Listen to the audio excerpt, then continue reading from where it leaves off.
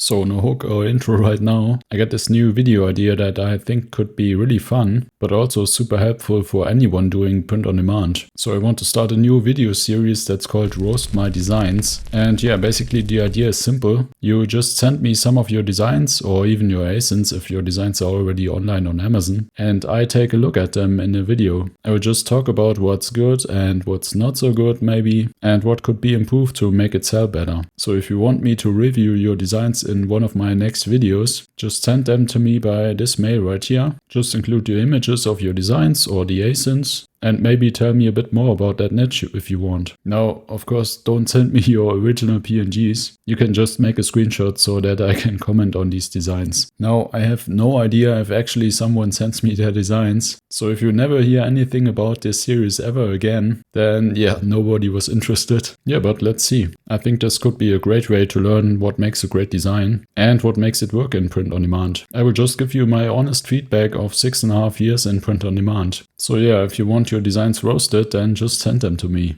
I'm really looking forward to see what you guys made. So thank you again and see you in the next video.